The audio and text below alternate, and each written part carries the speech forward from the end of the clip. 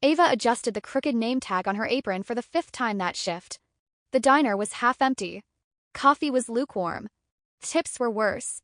She wiped down table 7 for the 3rd time, not because it needed it, but because it gave her something to do other than think about overdue rent and a voicemail from her landlord she hadn't played yet. That's when he walked in. Tall. Tailored. Quiet as sin in a silk tie. He didn't sit. He scanned the room like he was looking for something or someone, then locked eyes with her. "Ava Monroe?" he asked.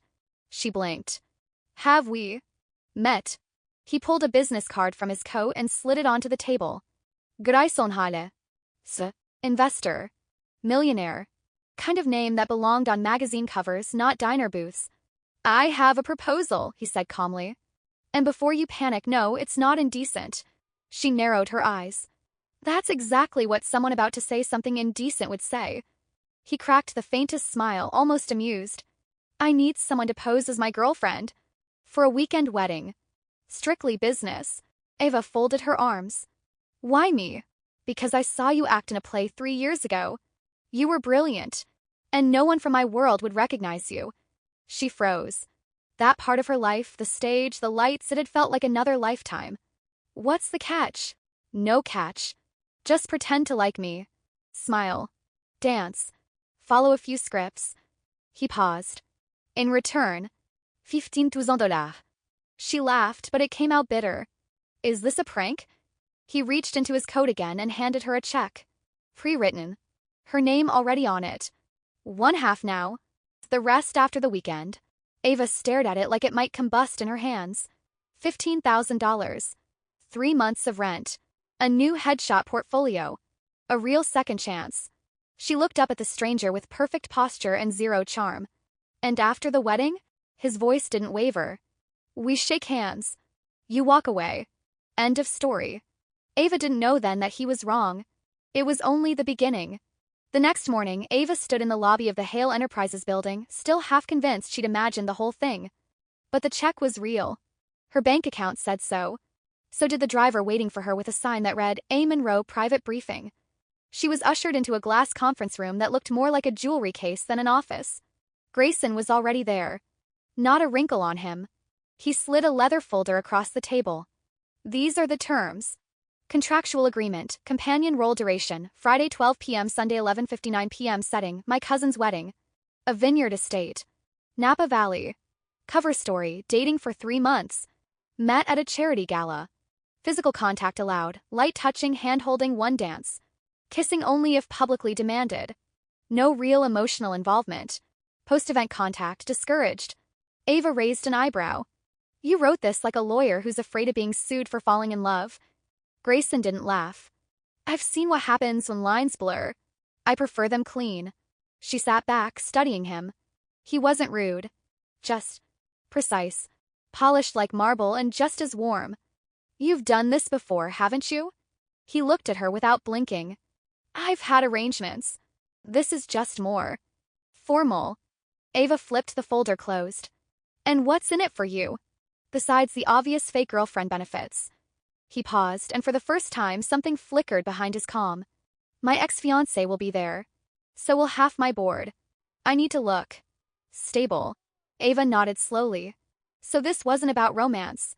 It was about revenge. Or saving face. "And what if I decide to go off script?" she asked playfully. He finally smirked. "Then I'll double the check and deduct from your grade as an actress." She grinned. Game on, Mr. Hale. By the end of the day, she had a designer gown, a fake backstory, and a first-class ticket to a wedding she didn't belong at. With a man who swore it was just business. Car that picked Ava up from the airport wasn't just black, it looked like it had never even seen dust. The driver, silent and surgical, drove her past vineyards soaked in late afternoon light until the estate emerged through wrought iron gates. The Hales' private vineyard, a palace made of stone, money, and ego. As she stepped out, cameras clicked. Grayson was waiting at the top of the steps, dressed in black on black, collar open, no tie. For a moment, he just looked at her. Ava had gone full movie star, hair curled, eyes smoky, a crimson dress that slid like liquid over her skin. She hadn't worn something this expensive since prom. "Wow," he said quietly. She raised an eyebrow. "Not in the script." He cleared his throat. "I improvise." Inside, the wedding weekend chaos was already in full swing. Chandeliers. Champagne. Cousins. Critics. Grayson slipped his hand around Ava's waist with casual confidence. His touch was light, but it grounded her. And then came the voices. Grayson! You finally brought someone. You clean up well, darling. Where did you find her? Is she real? Ava smiled, tilted her head like she'd practiced. We met at the Valentine's charity gala, she said, perfectly on cue. He spilled wine on my dress and offered to buy me a new one. How cliché, someone whispered. How expensive, Ava winked. The night pressed on with introductions and endless dancing. Grayson's ex, Vanessa, made her entrance 2 hours late, with a Wall Street fiancé and a wine-stained smile. She spotted Grayson and Ava across the room. Ava turned. Is that her? Grayson didn't look. That's the past. A beat past. Make her regret it, Ava said. You hired me, remember? And with that, she pulled him into the center of the ballroom and whispered, Time to sell the fairy tale. The ballroom was a constellation of gold chandeliers and murmuring elegance. Grayson didn't dance. Not since Vanessa. Not since everything. But with Ava's fingers laced through his, the music slowed. And so did the walls he'd built. She didn't lead or follow, she matched him. Step for step. No nervous fidgeting, no glancing around to see who was watching. She looked at him. You're staring, she whispered. He smirked. You're the actress. I'm staying in character. Liar. They danced. And somewhere between the turn and the dip, something real slipped through the spaces between them. Grayson brushed a strand of hair from her cheek, not for the crowd. Not for show. Ava's breath hitched. Is this still part of the script? No, he said quietly. And then, he hesitated. They were inches apart. He leaned in slowly. But at the last second, he turned away. I can't, he murmured. This wasn't supposed to feel like this. Ava pulled back, startled by the cold return to logic. Right, she said, forcing a smile. Lines. Boundaries. Rules. She stepped away. Good night, Mr. Hale. Grayson stood alone on the dance floor as the music changed and the lights dimmed.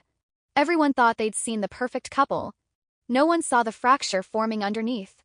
The next evening, the vineyard glowed with fairy lights. The main wedding reception was set beneath a canopy of trees and stars. String quartets, champagne pyramids, and polished people pretending to be happier than they were. Ava played her part flawlessly, smiles, polite laughter, hand on Grayson's arm. But something was different. His touch was colder now. More calculated. Like he was reminding himself this wasn't real. She tried to shake it off. Until she overheard Vanessa. Tucked behind a linen partition near the catering tent, Ava froze at the sound of her name. And she's a hard date, obviously. Vanessa laughed. Grayson always did hate being alone at weddings. It's pathetic, really. Paying someone to pretend he moved on. Another voice joined in. He never did. You were the only one he ever really... Shoo! She might hear. Ava stepped out. She did hear. Vanessa blinked. Then smirked. Oh, honey. I hope they paid you enough. Ava's smile was razor thin. Not yet. But I'll be sure to invoice you for the performance you clearly can't get out of your head. She turned on her heel and walked straight past the dance floor, past Grayson, and toward the back exit of the venue. Grayson saw her leave and followed. Found her pacing outside beneath a vineyard arch wrapped in lights. What happened? She turned, eyes blazing. Why am I here, Grayson? Just say it. Was this about making your ex jealous? Getting your board to stop questioning your personal life? He was silent. I don't care that it was fake, she said, voice cracking. I just hate that I thought for a second. It wasn't. Grayson stepped forward. Ava, don't. She backed away. You hired me to lie. But you should have told me the truth first. And with that, she disappeared into the dark. Grayson found her down by the lake. Ava stood at the edge of the dock barefoot, heels dangling from one hand, red dress sweeping the boards, hair undone by the wind. She didn't look at him when he approached. She just said, I should have known better than to think a fairy tale could survive a wine-soaked wedding. He stepped beside her. I didn't bring you here to punish Vanessa, he said quietly. That was never the plan. She laughed, soft, bitter. Then what was the plan, Grayson? Use me to prove to everyone you're over her? Parade me like some emotional stunt double? He didn't answer right away. The lake was still. Then, the first day I saw you again in that diner, I remembered your voice. From a play I saw by accident years ago. She turned, surprised. You remember that? He nodded. You were Juliet. Everyone else was acting. You were the only one who meant it. She blinked. So you hired me because you thought I was convincing? No, he said. I hired you because I couldn't stop wondering what it would feel like to be the one you looked at like that. A pause. Then, finally, but now I know. And I can't pretend anymore. He stepped forward and cupped her face gently. I don't want a weekend. I want more. Not because of Vanessa. Not because of business. Just because of you. Ava stared at him. No games. No acting. Just the two of them. Unscripted. And this time when they kissed, it wasn't part of any contract. The morning after the wedding felt like waking from a strange dream.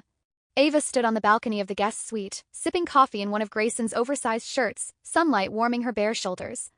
For once, there were no roles to play. No scripts to memorize. Just silence. And the memory of a kiss that didn't feel borrowed. Grayson walked in, tie half done, phone buzzing in his hand, ignored. He stopped when he saw her. You always look like you belong where you shouldn't, he said. She smirked. That a compliment or a warning? He stepped closer. A proposal? She blinked. Excuse me. Grayson took a deep breath.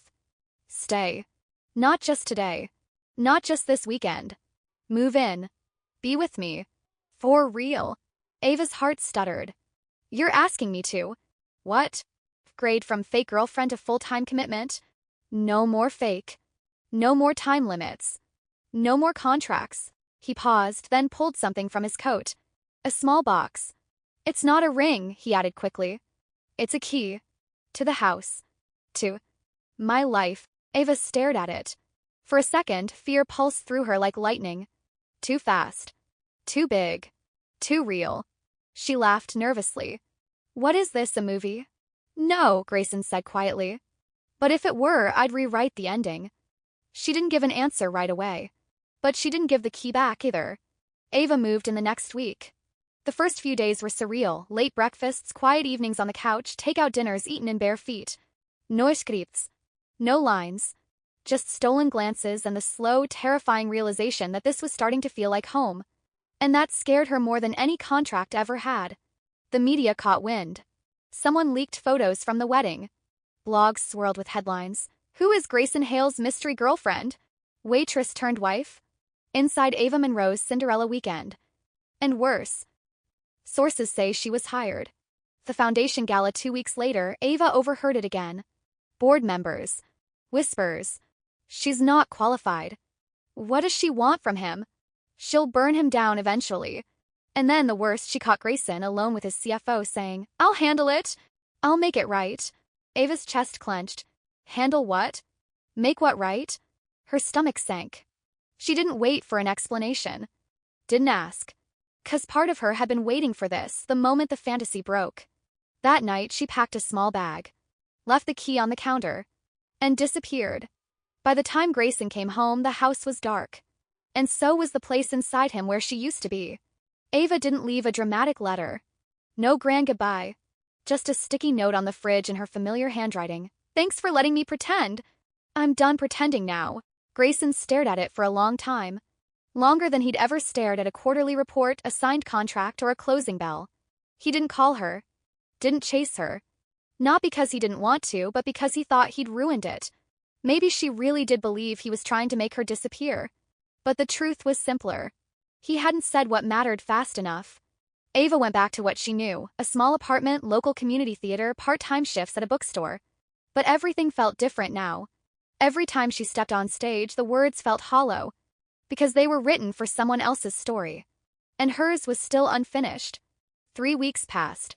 One night during rehearsal, Ava was running lines, a scene about a woman who always left before she was left. Suddenly, a familiar voice echoed from the darkened seats of the theater. That role doesn't suit you anymore. She froze.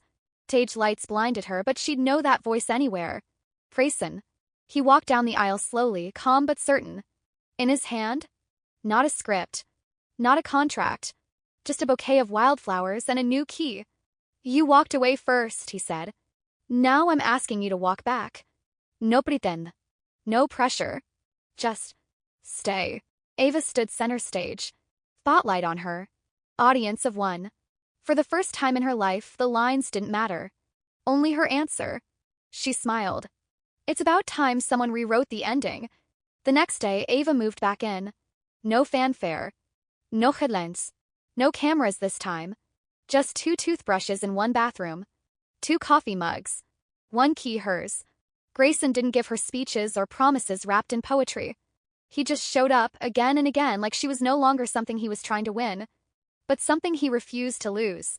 He stopped trying to be impressive and started learning how to be present. One quiet morning, he found her on the patio, reading lines for a new play. She looked up, hair in a messy bun, sunlight catching on the curve of her smile. "You still watching me like I'm a show?" she asked. "No," he said. "I'm watching like someone who bought front row seats and doesn't want the lights to come back on." She laughed. Then he dropped to one knee. No cameras. No audience. Just them. "There's no script for this," he said. "No lines. No rehearsals. I just know.